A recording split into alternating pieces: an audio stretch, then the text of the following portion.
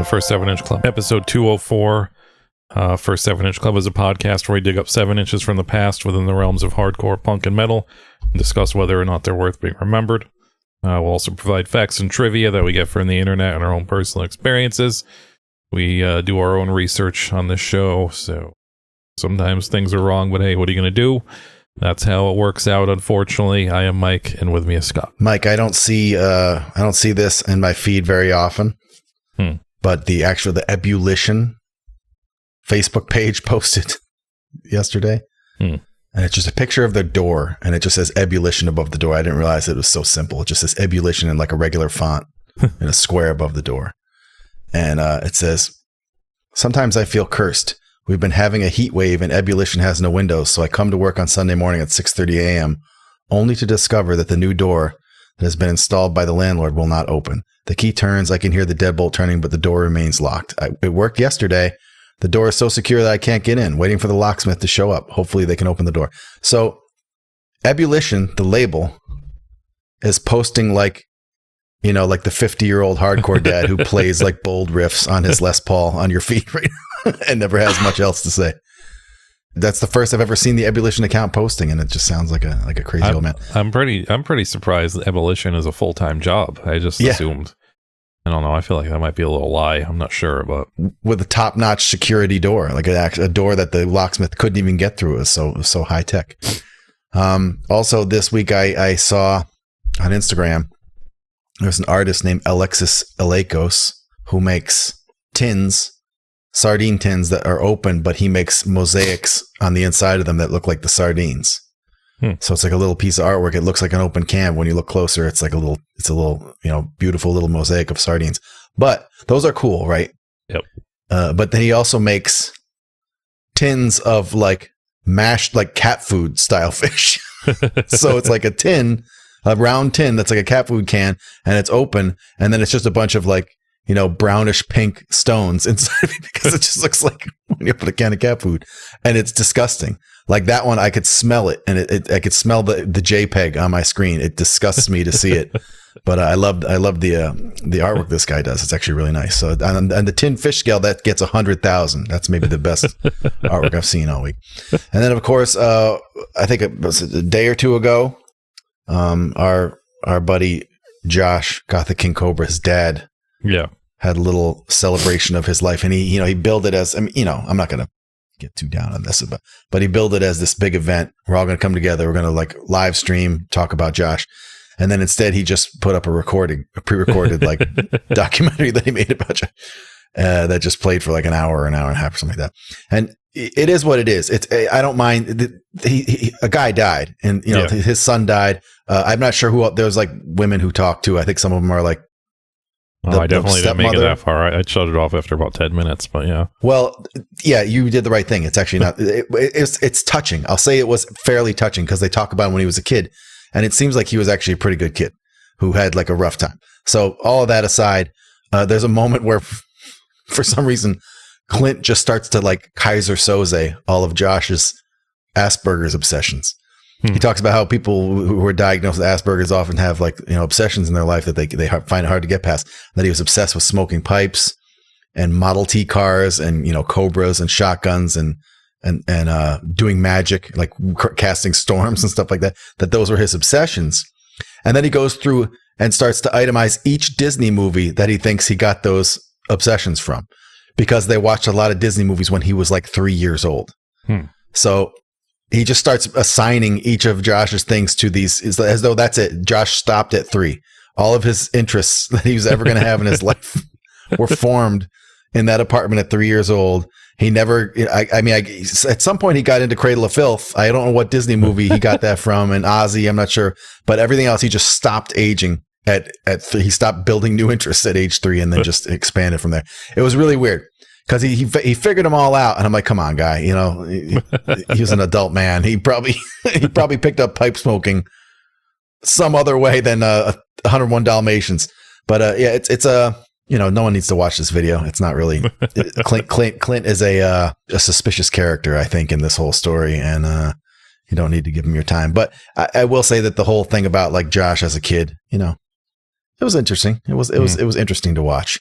a little bit humanizing. So if you don't want him humanized, which is fair, if you want to keep him as a figure of ridicule online, then definitely don't watch this thing. Somebody else died from YouTube. Billy from Game Chasers died. Game Chasers was another YouTube show. Another YouTube guy died. This was Game Chasers started several years ago, back when it was still kind of novel to start a video game YouTube channel. And him and his silly friend would go to like secondhand stores and other vintage video game stores and try and like find deals. And obviously that kind of got wiped out once every video game became millions of dollars. But yeah. I think they still kept the show going. I haven't watched in several years, so it came as a surprise to me to see that he died. He just like up and got brain cancer or something and died. And like the last video on their channel now is like him in the hospital bed, which is pretty morbid. I would maybe take that down, but it's not my thing. But yeah, it's kind of crazy that we are so old now that like old YouTubers are dying instead of just TV and movie people. So that's where we are in life, unfortunately. It's that record I talked about an episode or two ago, that condom record that was about the mother dying. Many people talked to me about either how much they like that album or like how well they know that album. And I was like, are you fucking kidding me? You guys all do this record? I just heard of it. So you found the YouTube version of it.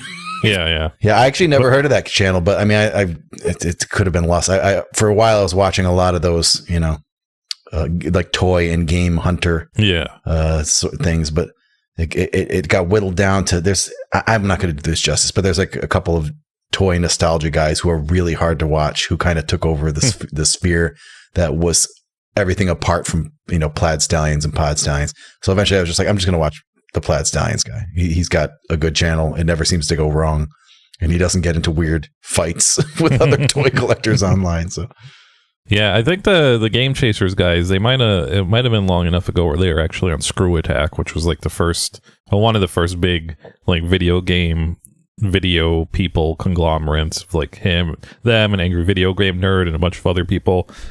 They both seem like really nice guys. They're both the types of people you could tell like people like us would not be friends with in real life, but they weren't like nerdy. So it was just like, oh, these are like normal people going to find video games. So that's cool. But yeah, like obviously after a while the channel for me ran its course, but like I said, they always seem like super nice guys, so it's always a bummer when stuff like that happens. We gotta get our numbers up to where people are sad when you post a picture of me in the hospital, Mike, because I don't think we're there yet. Yeah, we gotta start doing better records, I guess, to get those numbers. I haven't been up to much else. I know Spotify is the big evil.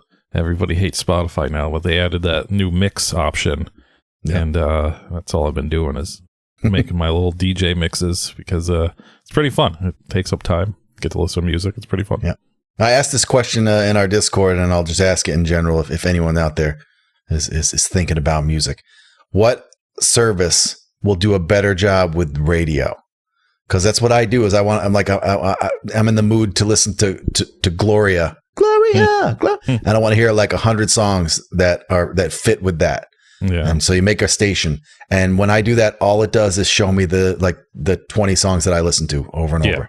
And it'll try and if it can't fit it, it tries. It's going to put Steely Dan and like Level 42 into every playlist in the cars, like stuff that I don't want. That I want you to do some work. I want you to go find some records for me to listen to, and not me this week. And I don't know any service that does it. I've asked a few people, and they're like, no, Apple doesn't really do it. Tidal doesn't really do a good job of it. So none of them are really doing it. It seems simple. Like, what happens if you're not a user yet? If I go in and I'm like a fresh user and I spawn a station, just do that every time. Don't algorithm me. Just give me new stuff. Always new stuff. I also found out, because I was looking into the new mix function, and there's a whole other feature on Spotify I don't even have yet. That's allegedly out for months. And it's called Eat the Playlist. Do you have Eat the Playlist on your Spotify? Let me see. By the way, like developers, all I want you to do is put the button on it that plays everything at 33 and a third. I want you to make like the slow button. Give me the screwed and chop button. So where do I find it? If you go to any playlist and then you tap on the three dots, and it'll say Eat the Playlist if you have it. I'll go to Raga, Jungle, Drum, and Bass. I don't know when I made that. We'll check that. Nope, nothing like that. I got nothing. Maybe it's like only foreign or something, but it's only basically like you just play a game of Snake with album covers. So sweet. Yeah, I don't know. I guess it's been out for months, but I don't have it. But that's cool. I don't want to listen to music that much, but I'll definitely eat music. So if they give me a chance to. Anyways, I guess we don't have much to talk about up front. Oh, I did forget to say, if you want to reach us, you can do so at first7inchclub@gmail.com, or you can go to our Instagram at first7inchclub. That's all letters, and talk to us there. And we do have a Patreon, patreon.com/first7inchclub. Throw us a couple bucks, you get a couple new episodes a month, all exclusive to you and your money. You get those. You're paying for those episodes. You don't share them with anybody. You keep them all to yourself. That's it. We don't have a new one this week, so you're going to have to wait till next week for a new one. Outside of that, before we get started, we'd like to talk about our friend at stateofmindrecordings.com. Stateofmindrecordings.com is a distro on the internet. They're also a record label, and they sell old records and new records, and old records that have become new records, and they sell them all for cheap prices, along with the cheapest shipping in the game, $5.99. No, I'm sorry. Why did I say $5.99? It's not even $5.99. It's cheaper than that. It's $5. Not $5.99. Not $4.99. Yeah, it's actually a little more than $4.99. It is $5 domestic flat rate shipping.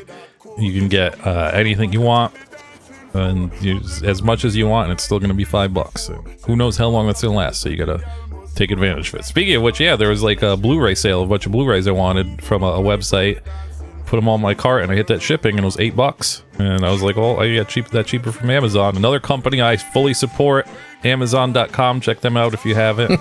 And I was just like, what are we doing here? Like, why is shipping so fucking much? Just put $2 extra on the goddamn Blu-ray, and that's less upsetting to me. Like that's that's like cerebrally less upsetting. Is if you just charge a couple extra bucks and you make the $8 shipping on a Blu-ray less ridiculous, because that is a ridiculous price for something that weighs like 4 ounces. So just come on. But anyways, each week I like to feature a record that they're selling on stateofmindrecordings.com, and I am actually not going to feature a record this week, because I'm going to feature a cassette, because I looked under the cassettes to see what's there, because I haven't looked at the cassettes in a long time. I don't think I've looked at the cassettes since he had his little flood and had to restock everything. So this is we don't want any wet tapes. No wet tapes. So I want to see what kind of dry tapes he had. I have no idea who this band is, but I just like the vibe of it. It's a band called Fatal Sacrament, and their cassette Hung, Guttin', and Bled. Whoa! It's $7.95. The description just says Southern Connecticut old school death metal, and I just like it because the cassette cover itself is like an old school cassette cover, where it has like very tiny album cover art, as if there was like an LP of this, which I don't think there is. I think this is just a cassette only. So it has like the little tiny LP art, and then all the song titles right on the front. It looks like 10 song titles, so that's a lot. You cassette, with any kind of music like this, you just always associate with like demos, so you expect to have like 4 songs, but this has 10 whole songs on it, so you're getting your money's worth for $7.95. And the album art, of course, is amazing, and by amazing I mean crude and done by a probably a high school student, so it's pretty sweet. So I can't wait to check out Fatal Sacrament. A high school student or an inmate after this. And I'm from Southern Connecticut, so maybe they're from my area. So, but yeah, check that out. Fatal Sacrament, Hung, Guttin', and I'm not even sure if Guttin' is a word. Hung, Guttin', and Bled for $7.95 on stateofmindrecordings.com. It almost looks, I don't know if it's just the angle or not, but it looks like the tape is like really flat and silvery. Yeah. Like usually the tape, like the part where the little wheels and the window has kind of like embossed shapes in it for some reason. And this is just flat. So if you want a very flat tape, this is maybe one of the flattest tapes I've ever seen. And then also on the same page, on the cassette page, I don't know who they are, but a band named Blanket Fort is using the old First 7-Inch Club font on their cover. So, wow. You want to get back in touch with our old artwork. We have new artwork now. We're on some new shit, some Q4 2025 shit. But if you want, Q1, if you want to go back to summer, early summer, get that Blanket Fort. But I have something better. We lost a real one this week or last week. Thomas Lindbergh. He was taken to his great reward. Thomas Lindbergh from At the Gates and many other bands. And that's a pretty big bummer. Yep. He's a guy who basically went through his post At the Gates life fixing other people's shitty ideas. He's like any band he joined. He, as far as I know, maybe someone can catch me slipping. Maybe there's one where he just didn't do a good job. But he like the Crown. I didn't like. They weren't very good. He joined the Crown. They were good. Then he left. They're not good anymore. He fixed one of Shane Embry's many dumb grind side projects. Made it good. So anytime he joined something, it was kind of good. He's like the Sam Rockwell of death metal. He just made it better. And so, Mike, I know you're a student of Slaughter of the Soul, as most of us. Do you listen to other At the Gates?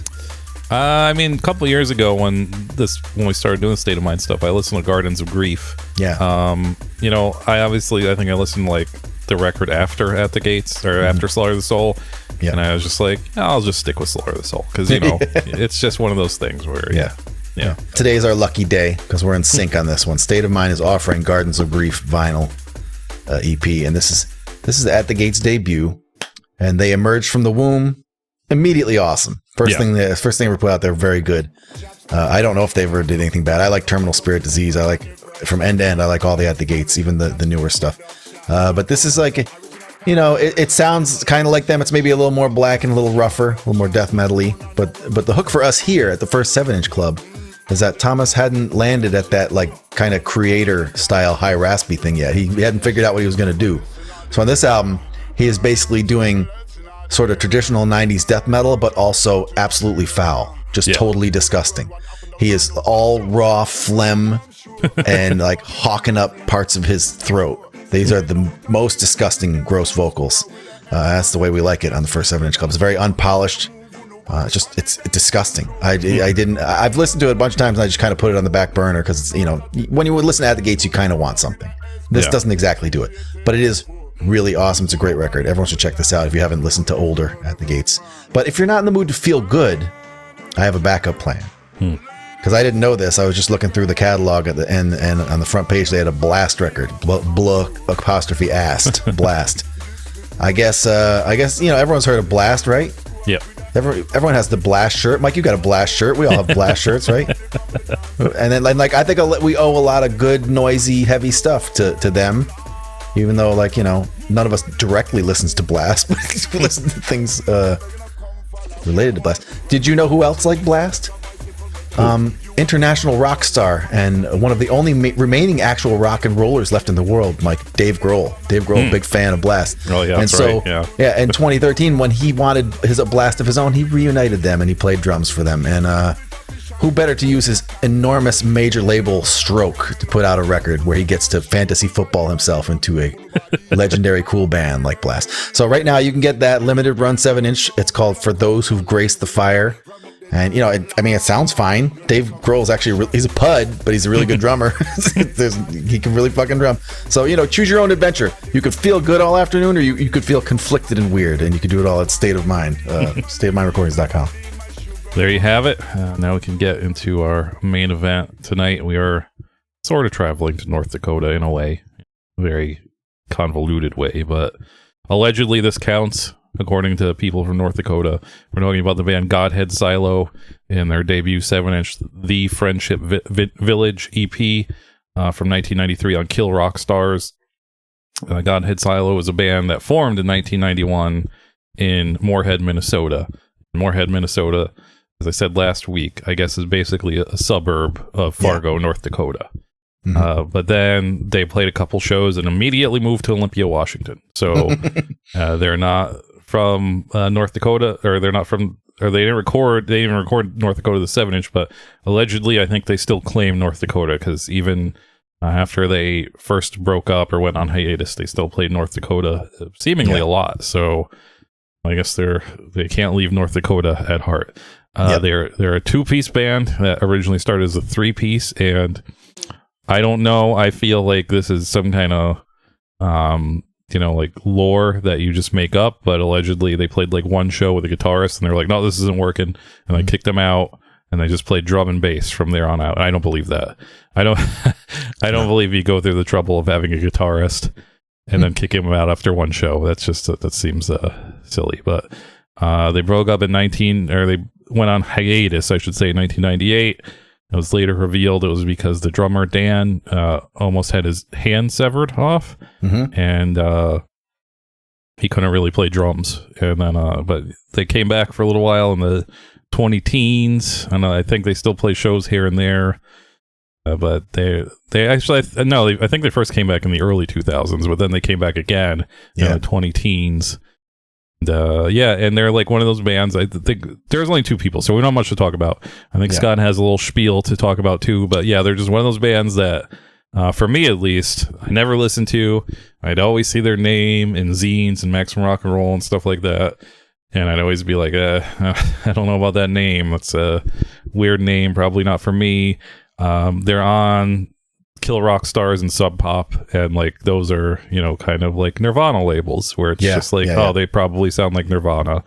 And I don't hate Nirvana, but I don't want to buy music or listen to music that is adjacent to Nirvana, especially when I was a kid. So I just never listened to them until this opportunity arose. So what did you have to say, Scott? Yeah, usually I don't get to. Like, usually Mike sets the table. He opens up the tinned fish for you and lights the candle, and then I just have to start talking about the dudes. Yeah. And so this one, I don't have a ton to say. Well, maybe I do, but I wanted to do this episode. This is one of the ones that I wanted to do. So that's why I wanted to get in on this bullshit section a little more than usual.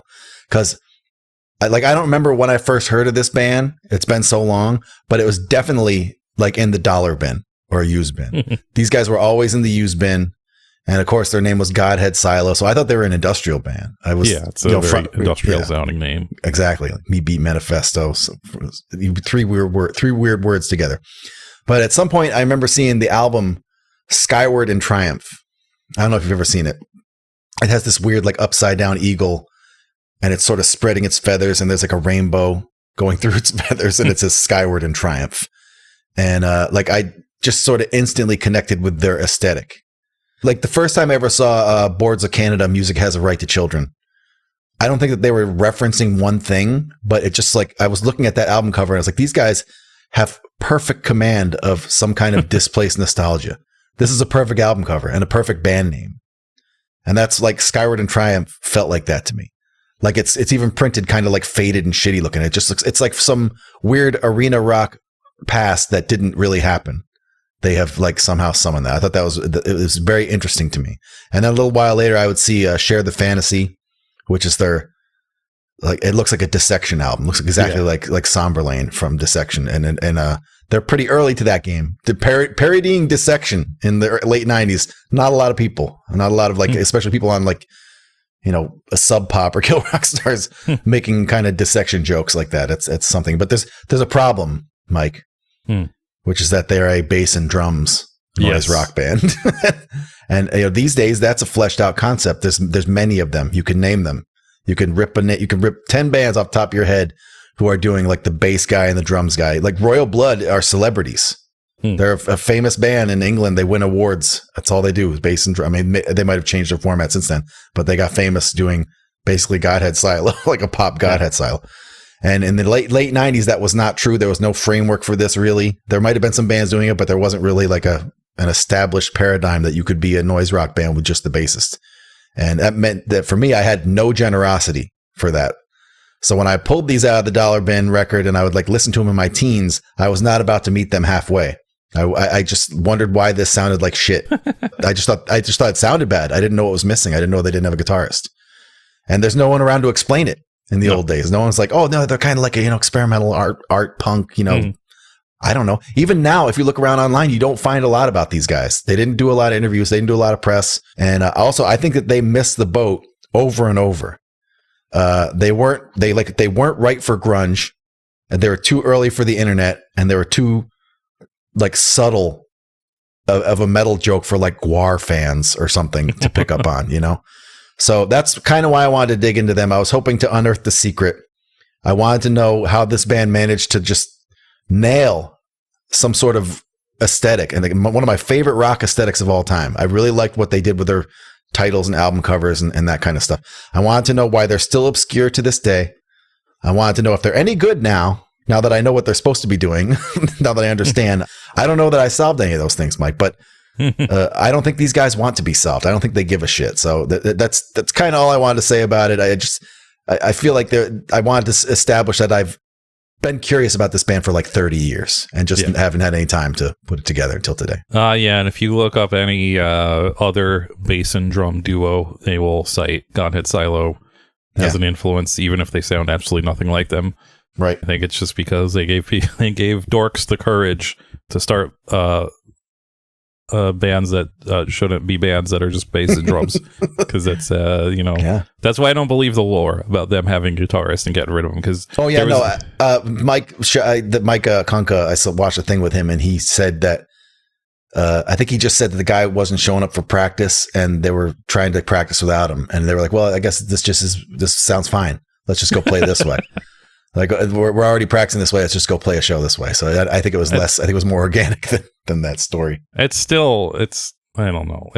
I mean, I guess I haven't heard their demo. This is their first release on the books. I don't know how many demos they had or anything like that before this. But obviously, you listen to this. This guy, he knew what was going on with his bass early on. I don't think he was approaching a band that was going to have a guitar with that bass sound. So yep. I don't know. It just seems a little fishy to me. But yeah. Anyway, it's a 2-piece band, as we mentioned 10,000 times. First up is Mike Kunka, who is the bassist and the singer. He's also in a few other bands. Dead Low Tide, probably the other one that people know. Enemy Mine, which is a great movie. So I assume the band is great. Sonny's Get 4-5. And a band called Smoke and Smoke that was with the Murder City Devils guys. Yeah. Which isn't Dead Low Tide with the Murder City Devils? Yeah. Okay. So he had two bands with the Murder City Devils guys. Yeah. And I don't really know much about what he's up to now. I saw he's on podcasts. Like, you ask him to be on a podcast, he's going to be on it. But I didn't listen to him. I read an interview with him, and he seems to live on a farm in Washington with, at the time, not really have any internet. So you listen to this music and you expect at least one of these guys to be a guy that's super off the grid, and that is apparently this guy. Yeah, I think that he is proof of what I said earlier, that this band was cursed. Because I think he did his best. He did a lot. So, like, after godheadSilo went on hiatus, he pretty much did godheadSilo 2 with Enemy Mine. I don't know like a ton about them, but they're kind of like they always sound to me like a more serious, like a more metal version of godheadSilo, with like less of the sort of goofy noise rock and more of like metal, like more of like a direct metal thing. And they had another bass. So now you have tons of people playing all the wrong frequencies on one record.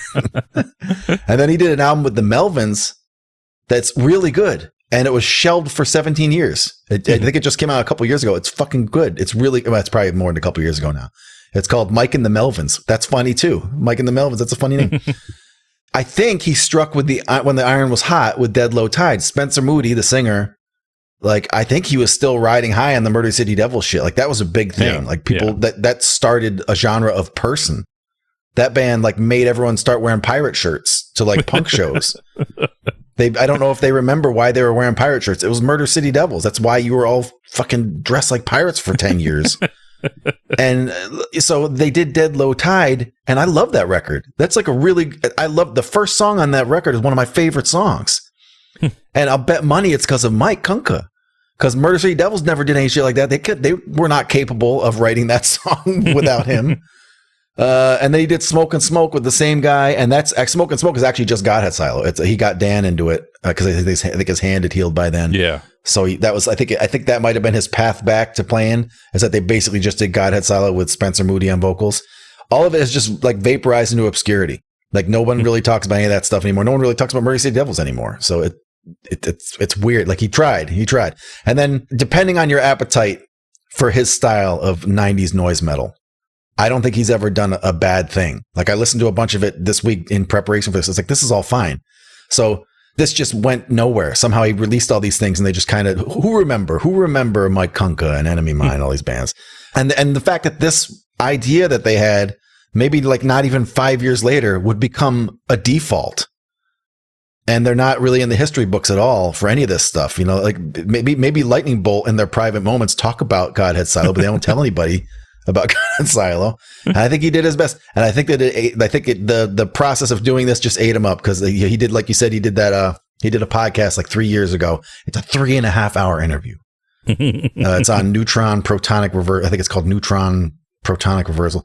And it's really unfortunate because, like you said, he lives in a cabin in the woods. He has terrible internet. The whole interview, 3.5 hours, is nothing but the Skype robot. It's just it's terrible. And like, I don't know why podcasters don't just hit pause and switch to audio, because I think it works. I think you can salvage that by switching to audio. This guy just plows through. He just sits there like watching as the screen freezes for minutes at a time. And it's a shame, because in the course of this interview, he is a completely open book. He's just talking. He's telling you, he's explaining the whole thing. All this mysterious shit that I've wondered about for 30 years. He just tells you all about it. He tells you all about the band, their origins, their inspirations. You can't get to any of it because it's all glitch bots. I did my best. I listened to an hour and a half of this just to try and get something out of it. And So the good news for you, Mike, is he confirmed that these songs in particular all originate from North Dakota. He said these songs were written in these are North Dakota songs. Okay. So we get that sticker. We get to put that sticker on the camper. Okay. And I think he said in the interview that he works for a school, and that he doesn't talk about having once been a semi-famous noise rock guy to anyone at that school, that no one in his current life even knows he's a musician. And he finds that to be very relieving. Like, he likes that. He likes that he doesn't have to talk to anybody about godhead-Silo. In the written interview I read, it said like when they were really going, they would just tour for 8 or 9 months trying to make money doing that. And he just said, we'd sleep in the van and split a stick of salami. And I was just like, that just sounded sad. Like, that's just a sad life. And then he said when they started actually making a little money is when they had to end it, unfortunately. Yeah. The drummer is Dan Howe, I assume Howe. He was in Smoke and Smoke, and he was also in a group called Witchy Poo. It was like a Kill Rock Stars super group, so that doesn't really count. He is currently in a group called, I don't know if there's any accent on it, but Chef Mentor. Yeah. They seem, I don't know anything about them, but they seem to have been like a fairly well-established group before he joined, and he joined. So it isn't even like, the guy from godhead-Silo has a new band, because it's not. He just joined some other guy's established band, but that seems to be what he's up to now. And one of his pictures on Instagram is them playing a show, and they're not even top billing, and he just says it says something like second billing, best spot, or something like that. So kind of true. It is, but he seems to be still very. Oh, and he has I forget the name of it, but he has like a solo project where he does stuff too. He is making up for the internet more than Mike is, so you can just go to his Instagram, and he has all the band camps and everything up there. Yeah, so like you said, he apparently nearly cut off his hand. Yep. And there's not really any details, and I don't think he likes to talk about it, because he just said, I had a bad accident. Like, I assume, I mean, I'm just guessing, but because his Instagram, all he lists besides music is BMX. So I think maybe he had like a bad BMX accident or something. Just putting the cards in the spokes and got us So it said that they had to take a break while his hand was healing, and then they also say they never really broke up. But the stuff he does is pretty cool. He works under a bunch of names, and it's all kind of like spaced out, kind of post rock and ambient synth and experimental. And it's cool. Like, some of it's pretty good. But it's all, a lot of it's ambient bullshitting, like just letting the synth play for a long time, and then the drums come in out of nowhere. So it depends on how much you like that spacey ambient stuff. And I guess he's a graphic designer, or was. And like a web designer and illustrator. And it says that he did a bunch of stuff for like all the labels that he was on. So he might have been doing some real work at the time. And all his LinkedIn also says he's a carpenter. I think that's a bit. I think it's just fixing up his house or something like that. But we'll give it to him. Maybe that's also how he lost his hand. Was he was he's a shop teacher, because that's what every shop teacher in my high school was missing digits and extremities. So.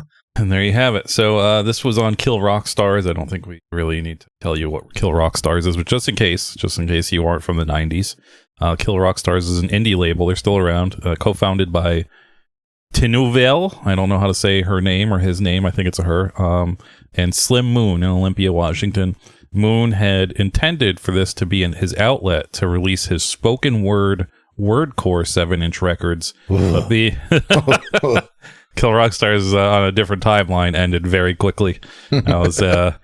But being in the area of the country that is so rich in music, he couldn't help but expand into musical realms.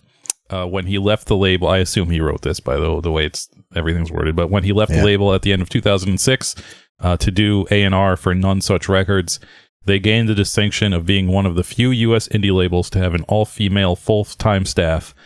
This label has been home to The Gossip, Unwound, Bikini Kill, Witchy Poo, and Sleater Kinney, as well as many other Riot Girl indie punk rock legends. As I said, they're still going. They started in 1991, so they weren't far off from, this is, it looks like about the 15th release. They're numbered a little weird, but it looks like maybe 15, 16, 17, 15 to 20. I don't know. It's hard to count. But so I kind of, I wanted to look to see if they had released anything remotely like this before this and after this. And, the closest is Unwound, which isn't like, people aren't like, Unwound, they're fucking heavy. But like, I mean, outside of that, this is literally sandwiched between Bikini Kill and a Bratmobile release. So it's, but later on, a few releases later, they did drop the Carp 7-inch. So I mean, they're flirting with this kind of noisier sound, but they're still deep in the pocket of Riot Girl and stuff, Riot Girl adjacent stuff, in the early days. And, I mean, outside of that, there's, like I said, they have 800 releases, which I would have guessed 20,000 at this point. They've been around for 35 years, but yeah, I mean, it's just, it's the label. It's the label if you've ever been into Riot Girl or indie rock or stuff that wasn't punk rock, but was still sort of underground enough where the people in your high school didn't know what it was. Yeah. And at least in the 90s, this is the label to go to. Unwound, they weren't, because like, they weren't like super heavy, right? I can't remember.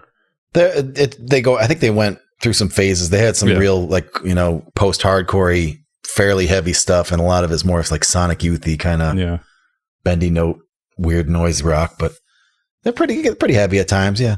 Yeah, because outside of them and Carp, the next, semi-heavy thing they released was Universal Order Armageddon, and that was in 96, so...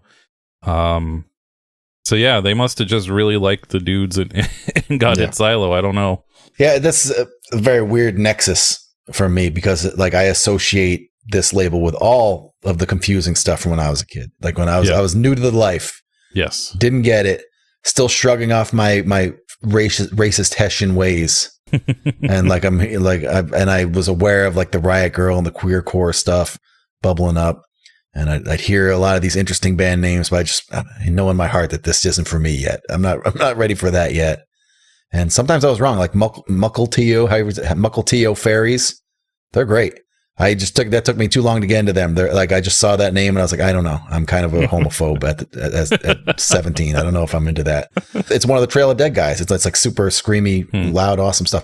And then I thought of this label as just a home for, like you said, like Nirvana, but the whole Pacific Northwest, like, and then every now and then something would bubble up on one of these labels, like any of these like Sub Pop, K Records, Thrill Jockey. Something would come out on those labels every so often that would be heavier, and I'd want to like it, but it felt like a mascot band, if they got a sludge band or a hardcore band or a metal band. It felt a little goofy, like maybe they were making fun of me. Are you making fun of me, guys? Thrones, are you making fun of me? You're with your Doom band, Unwound. Are you making fun of me? Carp is making fun of me. They for sure were making fun of me. And I love all that stuff now. I love Carp. I love all that stuff. I love Carp the most, probably of everything we said so far. One of my favorite bands. But yeah, when I look down this label's discogs, it just gives me anxiety. This is all the stuff I feel like I missed it. I don't know. It's too late. But that's why we do this show, Mike, isn't it? Isn't that why we do this show? Yeah. And it doesn't cost me anything to look at this now and figure out if I finally like OOIOO and Harmar Superstar, who I didn't know were on this label. I got to figure that out someday too. Okay, so we can get this record out onto a tray. Nice. So it sounds like so far that we're going to be very complimentary of this band. Yeah. And I'm going to tell you right now, this is where the aggravation is going to start. So not so much the actual design or anything like that. The cover is very 90s noise, alternative rock. It says godheadSilo in kind of like a almost stencil, kind of fun stencil font. Very, very alternative. Could even be a ska font if you change the colors.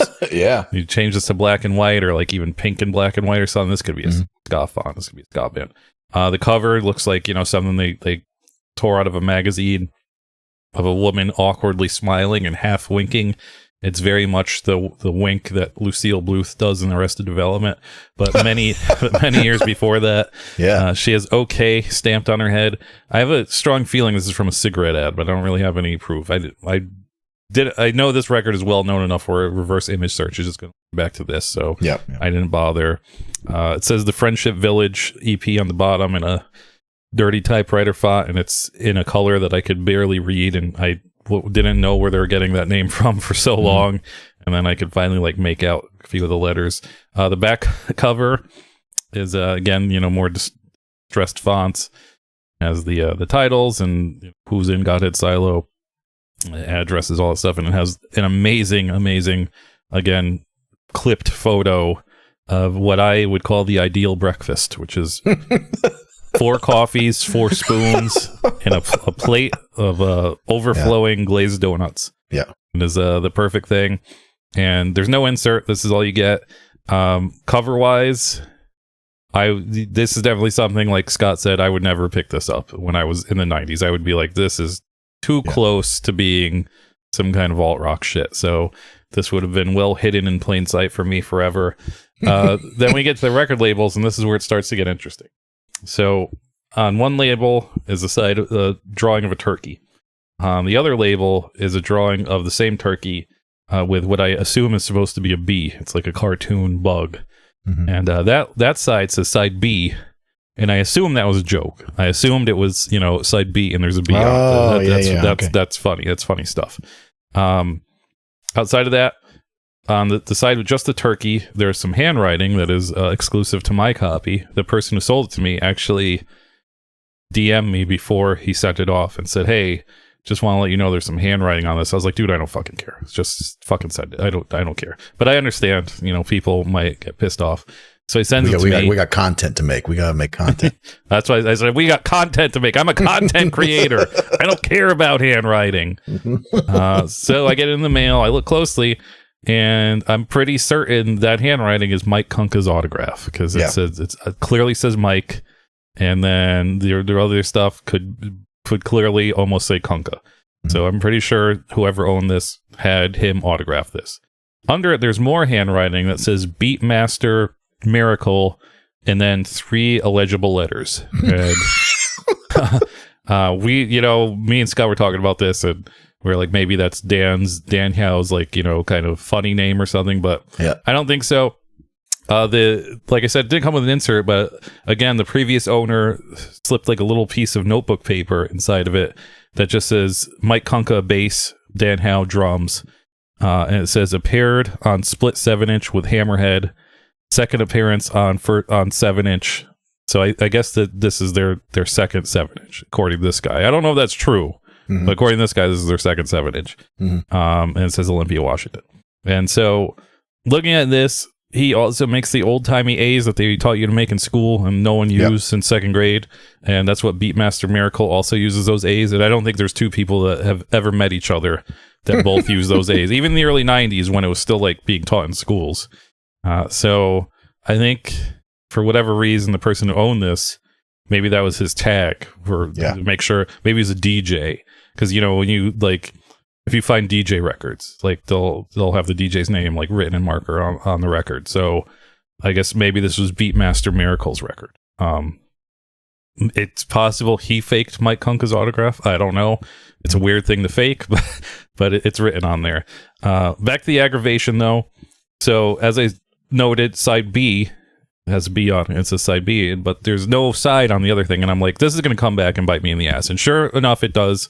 If you look at the Matrix, and I'll get to this in the music section why I had to check this, but if you look at the matrix, the label that's labeled side B is actually side A and vice versa.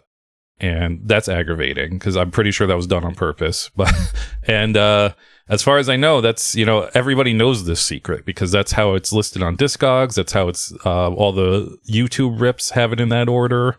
So I guess everybody knew this little joke except me, that side B is really side A. So that's pretty aggravating to me. I don't like that one bit. But outside of that, I love the clipped photos. They're just fucking perfect. I would have hated them in the 90s when I was looking for hardcore, but I love it now. This is a very, very strong front and back cover for me. Hey. Welcome to 90s noise rock. This is like this is an AMREP layout from way back when. And as I said, I did my best to watch that very glitchy interview. And he said at the time that they were hanging out and like they were big fans of Hammerhead and they were hanging out with them a lot and learning from them. And they were doing shows with the Cows and that all that stuff was very pivotal. That shaped him into like an early, noise rocksman early on. And, guess what? You look at this layout, you didn't need me to say any of those words. You didn't need me to tell you any of that. You could look at this record and you're like, oh, these guys are, they like the Cows probably. And they like, Steel Pole Bathtub, which he confesses to. So we got some ironically treated vintage advertising ephemera, very grungy type. Broken typewriter type. It's all here. Old timey, unappetizing food photography. It's all here. And actually, there is a Steel Pole Bathtub record that I think he talked about that fed into the name godheadSilo somehow. I can't remember how he said. Because they were trying to emulate the name Steel Pole Bathtub. So that's what they call it, godheadSilo, because they're like, oh, we'll just, they meant just big silo, like a big ridiculous godhead, it's huge, a big corn silo. That's what he said they meant. And Steel Pole Bathtub had a record cover that had like Marsha Brady on the cover with all the grunge type band logos and stuff. It kind of looks kind of like this record. So it's probably very influential. It's all here. So this layout also reminds me a lot of the early 90s internet. Some of my favorite early stuff that was out at the time were like the websites that rounded up ugly old food photography and like Lilacs, those old sites like that. And the colors are super saturated, which is a pretty 90s thing. That kind of, black hole sun color palette. The record itself, the turkey looks like bad clip art. And then when you flip it over and you're like, oh, it can't be because there's some sort of beep beep alien or a bug or something about to eat that turkey. So it can't be stock. It's got to be custom. You can't do that. Nobody did that back then. It's too amazing. And then the mouth hole, or like the record hole, forms the mouth of the bee or the alien. He's so hungry. He's about to eat this turkey. So even the notion of just getting like a colorful sleeve like this, is it slick or is it like paper? Is this glossy? It's yeah, it's glossy. Yeah, exactly. So the colorful, you get the glossy sleeve and then nothing else is super 90s alt rock. That's such a circumstance of 90s alt rock. It just takes me back to flipping through like the bins at Rhino Records. I've just traded in all my priceless thrash, and I want to be more alt, and I'm shamefully flipping through the records and not understanding any of it, and I'm right back there. I don't like this look though. I don't really like this look. Don't write down that I wrote this look. This is pretty ugly. But it tells me whatever comes next, that the bassist in this band that I'm about to hear has the most equipment in the band. That's what I know from this cover. There you have it. So now we can get into the songs. It's pretty full. It goes 13 minutes. That's 13 minutes with an asterisk. I'm going to say I'll get into that. It was pretty full sound. I thought you were going to say something. Okay. So 2 songs on each side, and I'm going in the order of Discogs and everybody else, which is the side B first, even though I still have hang-ups that this was purposely meant, and I'll get into that. But so the first song on the alleged side A is Friendship Village.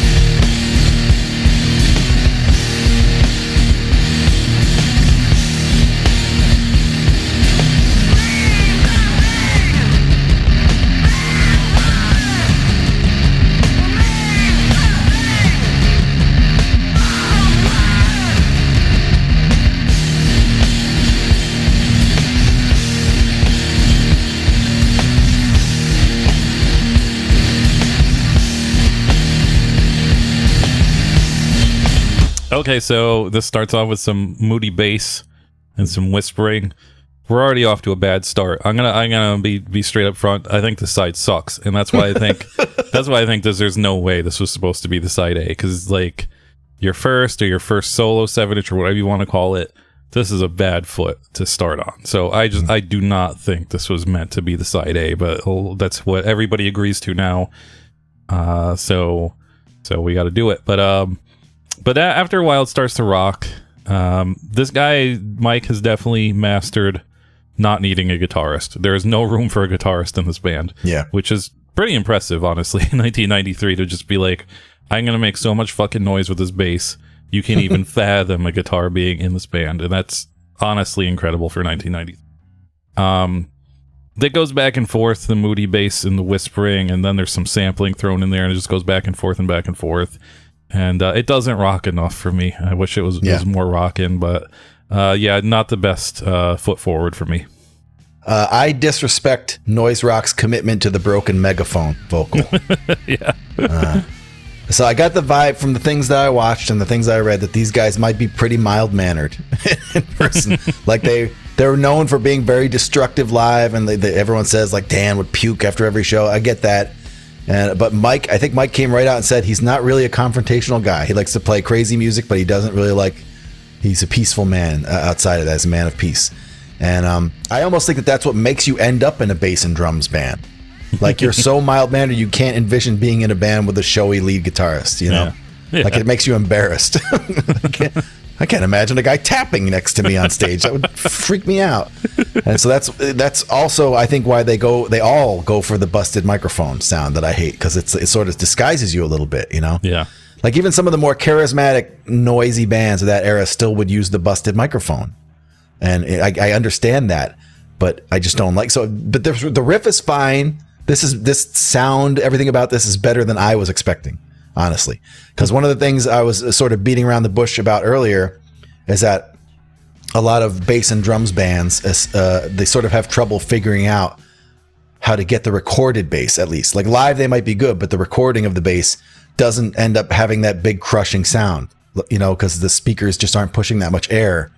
There's no way to capture that. It just ends up sounding like, you know, like shitty distorted bass. Distorted bass doesn't usually sound good, and everything falls flat unless you fill in the format with like feedback and samples and bullshit, which godheadSilo have done here, but they also sound really good on top of that. Like they did something. Like he's got the right pedal. He's done the homework. This is very full sounding, very distorted, very harsh in a way that most of these bass and drums bands I don't think really master. So he had it.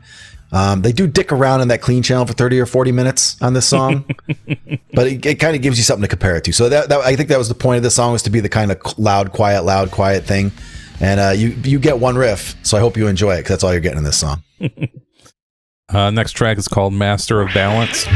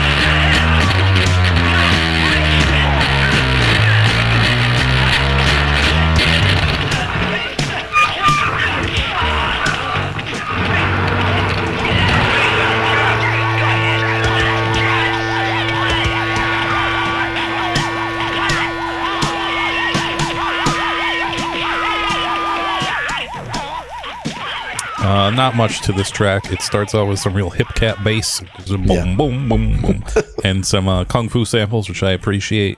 I'm sure they were not influenced by the Wu-Tang Clan. This is purely coincidental. The timing's right.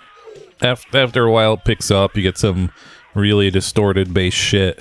Then it goes back to more kung fu samples. And I can't prove this, but I think they cut the kung fu samples, so all you hear is the screaming when the guys are punching each other, because it goes like... It does like... I watch a lot of kung fu movies. I watch a lot of dubbed kung fu movies. And there's never sections where guys are just going, ah! Ah! Ah! Like over and over again. There's like other noises in between those ahs. So I think they cut that to purposely be unsettling, so I give them a lot of points for that. But yeah, again, this is just kind of like a throwaway. I mean, I guess if you're a noise aficionado, this is not a throwaway track to you. But to me, this is a throwaway track. And so, again, your second song just being bullshit is not winning any points with me. And what doesn't win points with me is this side ends with a locked groove, which I hate. And again, this is why I thought this had to be side B, because why would you end your side A with a locked groove? That is ridiculous. But more on that on the actual side B, because it gets even worse. But yeah, I love the kung fu samples. I love possibly cutting them up to make them sound more harsh. But otherwise, again, like, this is just a bad second song. Yeah. I wonder, now you got me thinking, I wonder if these were the kind of guys who thought they had to stick to what they could do live on their record. Like, no overdubs, we're only doing what we could do live. And if they somehow were firing off these samples in this way, like when they played out. I mean, I know the drummer does a lot of stuff now where he, like I said, he does homemade synths and machines and bullshit all around him, making loops while he plays his drums. So is that considered part of the performance? Is that your instrument? Like, you got to be good at that too. But otherwise, you know, here's a little something for all you jazz bows out there. Mike and Dan fucking around with walking bass for 3 of the minutes you paid for. I'm not happy. Okay, you flip it over to the alleged side B, and you get You Must Pay.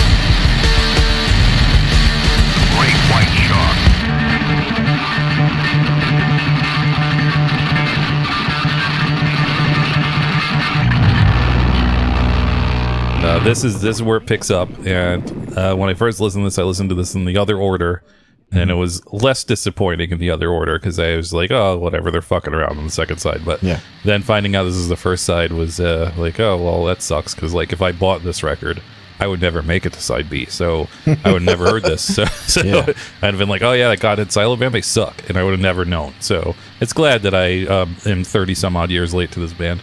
But this sounds like, this sounds like the noise rock you expect when you hear somebody say noise rock. This sounds like very early Today Is the Day, a little less evil. It has the megaphone bass, and it just has the megaphone vocals and just the super crazy bass.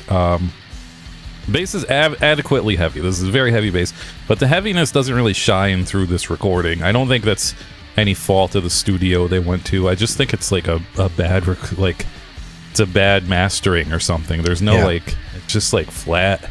You can tell it's heavy, but it just sounds flat. And I was hoping maybe I got a bad one, so when I went to the YouTube, I was expecting to be all bright and nice, but it's still as flat as my rip of it. This is all it is. It's drum and heavy bass. I don't have much else to say about it. They do add some weird unneeded samples into this one too. They really like that.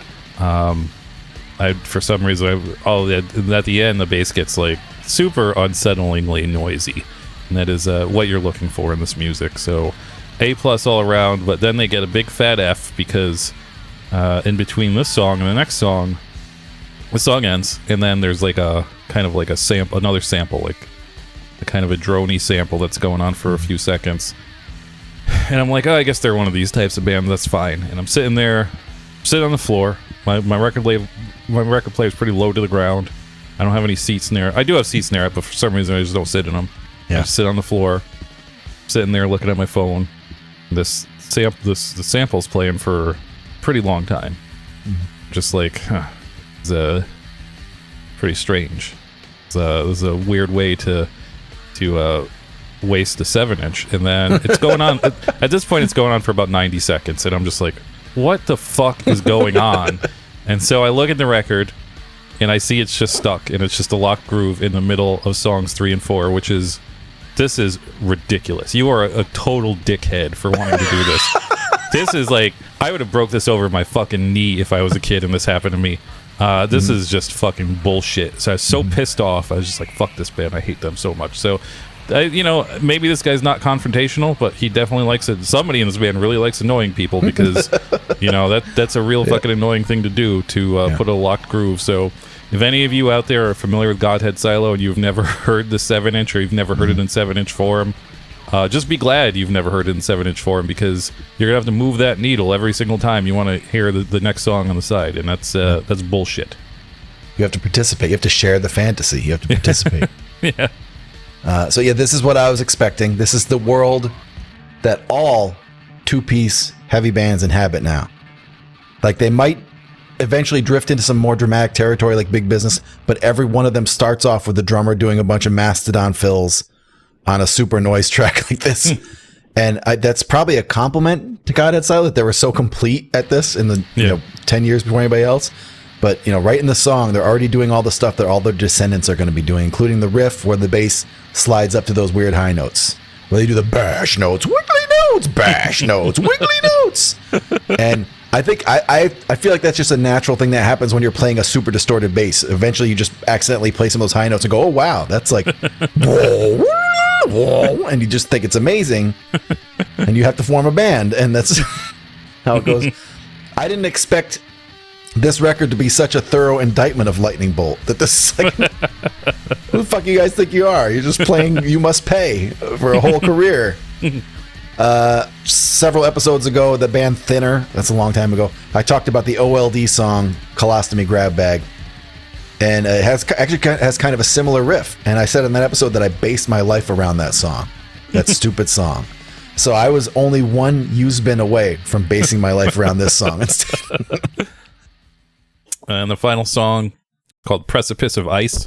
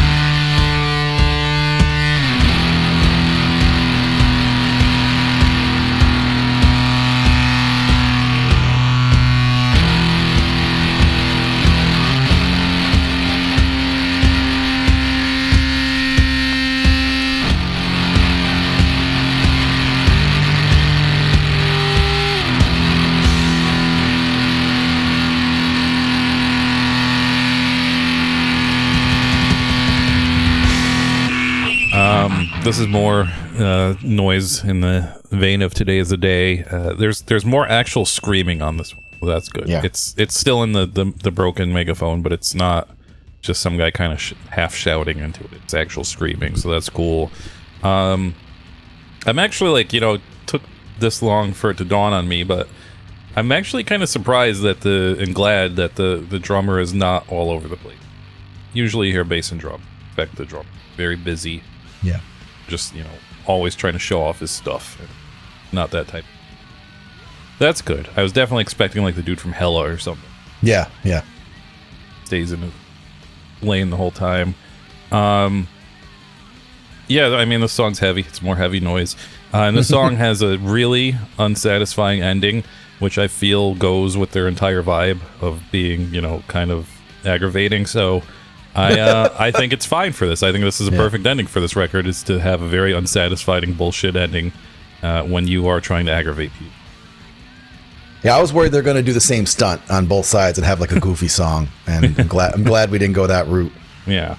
There's some interesting things about this song. One is kind of relates to Mike's Kung Fu sample anecdote. Is that I can't tell what's going on here. This might be making the case for distorted vocals for these guys, because they have like sort of jibber jabber TV stuff going on all the time on this record. It's just like nonstop bed of radio or something, just samples, loops, just stuff happening. And in 1993, I don't think there would have been a good way to do that in time with your music. I mean, like the drummer could play with it. He could set a loop and then play to the loop or whatever, and you get the effect that way. But this track, I feel like they did a different thing where it just sounds like Mike, because I think they're both singing on this. One of them is making weird sampley sounding like beep, beep, beep, beep, beep, beep, noises into that distorted mic with the beat, and it kind of fits into the gurgling samples and all the noisy bullshit. I was like, well, that's cool. Like now that there's something going on here. There's some interplay there that I wasn't expecting. But now that you pointed out their sort of attention to detail on the Kung Fu samples, I'm like, did they do that? Did they like really like lay out these samples as kind of like part of the music? I just thought they just turned on a radio. I literally just thought they turned on like a TV. And also, like Mike said in this one, I think we get dual vocals. I'm pretty sure we get both of them. And I think that they might have done more of that later. I didn't really see a lot of that, but I feel like that was the thing they did where they started shouting against each other or something like that. Any footage I saw of them that was more recent is just Mike singing, and Dan looks totally unencumbered by microphones. So I don't know, but at least at one point in their life, they believed in the power of two singers, which of course I believe in. It's good. It's just like very frantic, shouty, very noisy song that it ends on, a kind of a dismal drone riff, which that's how you should end a 7-inch like this. So if you are flipping it and you are ending on the stupid jazz song, boy, that's a stinker. So like this is the way to do it is to set a lowered expectation and then like easily hurdle over that on side 2 if you have that courage. So they did it, everybody. And there you have it. There's godheadSilo, the Friendship Village EP from 1993. Kill Rock Stars. At the end, I usually like to do little rating system where I say either throw it in the trash, listen to it on streaming, which surprisingly this is not on stream. Actually, I didn't check. I don't know if Kill Rock Stars has a Bandcamp that goes back this far, but there is a Bandcamp for this, but I don't know if it's theirs. It might be something private. But for this record though? Yeah, there's a godheadSilo one, I think, that just has like 3 weird. It just has 3 records. It has Elephantitis of the Night, which is a great album title. It's got this and like one other record that I can't remember. Okay, so I guess you can listen to this on streaming then. I assume without the locked groove bullshit. So so there you go. And buy it from the bargain bin, buy it for full price, or buy it for collector's prices. It looks like I bought the last semi-reasonable copy of this off of Discogs. I don't think I paid more than $5 for it. And now the cheapest one in America is about $8. So it's weird because I'm not familiar with this band, so I don't think I could go any higher than just get it from the bargain bin, because I assume they made more complete records after this. And so I assume this isn't their best work, and I can't really recommend like just go out of your way. I obviously understand they're after hearing this, how influential they probably were across the board to many bands, especially dorks that are in two-piece bands.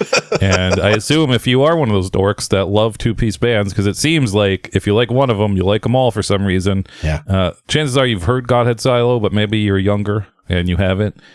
Maybe go listen to this, because your mind's going to be blown that somebody did everything all of your favorite two-piece bands have been doing, but 10 years earlier. So run, not walk, to get the godheadSilo Friendship Village 7-inch if you are one of those people. But everybody else, I'd say this is interesting to listen to, but it's not worth going nuts over. And as I said, it's way less aggravating to listen to this on streaming somewhere, but pick it up if you see it for cheap.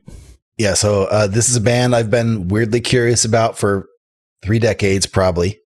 And I never have the attention span to sort it out. It's very easy to sort it out now, but I've never done it until today. So mission accomplished. godheadSilo sorted out, Mike. We did it. I was expecting them to be a lot worse on this record. I'm not going to name names, but I am acquainted with some bands who do this format. And, drums are drums. Like if your drummer is good, that's all you got to worry about. You can record drums badly, but he's a drummer. Like the drums sound like drums. But if your other instruments in the band are all just bass, that's it. And your bassist, like most bassists, don't understand the gear. No bassist knows their gear. Bassists don't really fuck with tone. They don't. Well, these days they do. But in the 90s, we didn't know anything about it. I'm a bassist. Don't come for me. I'm a bassist and didn't know how my amp worked.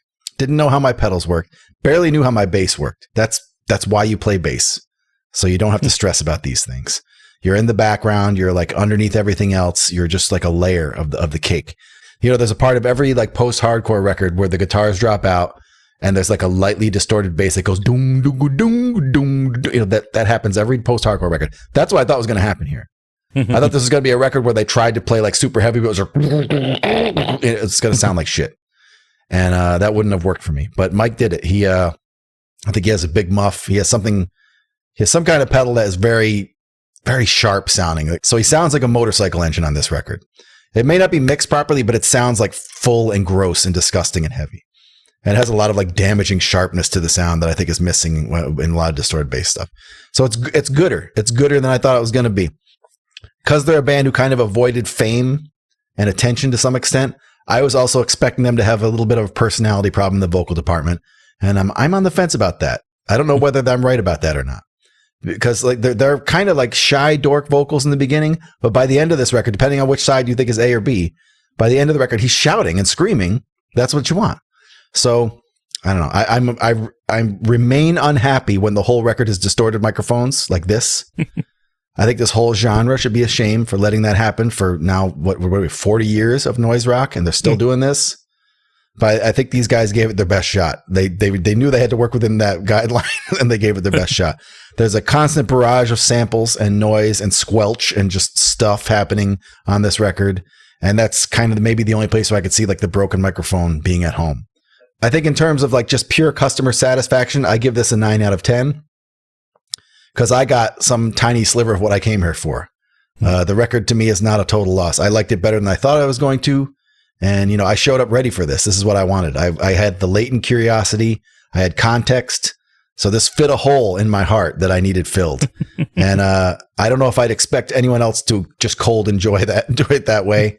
But if you're an AMREP guy, you should love this immediately. This is like a 30 out of 10 for you. This is foundational stuff. So you got to go get this. But on the Tin Fish scale, there's only a small chance that I'd listen to this record again. This record. I would be happy to use my elderly 25 years to delve into more of the other records that I'm sort of like distantly familiar with and see like what was going on with them. Like I dissed and dismissed them hard as a teen. But how metal irony averse am I as a senior citizen? I don't know. I might like to try to find out. So it's a trip back in time. And they tried to make me hate it, and I didn't. So I'm gonna go 6, maybe even 6.5 out of 10 on the Tin Fish scale. Well, there you have it. I also have a little update. And when I said the cheapest copy on Discogs is $8, I failed to notice that is being sold by Steve Aoki, and do not buy from him because he literally charges $10 shipping per each 7-inch. So that is ridiculous. So. Yeah. I don't know if anybody's buying records from him and if they're buying records from him because he's Steve Aoki, but Like that is, do not be paying $10 for a 7-inch. That is, you might as well just buy it from some weird country at that point, because you're going to be paying the same in shipping. So, but yeah, so you can't get this on Discog, so you got to listen to it on. Yeah. Or pay eBay prices, which is probably like $37. And you don't want to do that. Anyways, next week, and I don't know. I didn't even open the packages for the other records I got. So we're going to be doing another state next week. Another state we haven't been to. I don't know which one, but maybe Mississippi, maybe Alabama, I think is one. Mm-hmm. The band Alabama. We're going to do the band Alabama, finally, their first 7-inch. Maybe a few other ones, but you'll find out next week when we find out. But until then, Scott, do you have any last words? So if I was Steve Aoki, I think I would do something cool. Like if someone bought a punk record from me, I would tuck a little like Iggy Azalea hair into the record for him or something. Yeah. Or his sister, Devin. She's put a little Devin Aoki hair in there, or some like Backstreet Boys underwear or something like that. I think I would do that. So Steve, you're out there, you're getting people, you're getting them coming and going with these prices you're charging. Stateofmindrecords.com, they don't charge $10. No. You could buy a crate from that guy of tungsten. He'll sell you, if he's got it in his catalog, he'll send you a box of tungsten for $5 shipping, and you're out here getting $10. So if you're not putting a little BTS spit in every record or something, then go fuck yourself, Steve.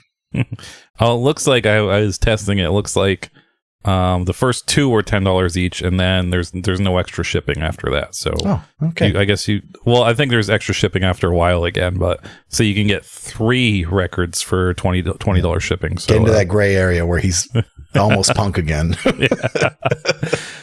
Okay, until next week, fuck Charlie Daniels. Fuck Charlie Daniels.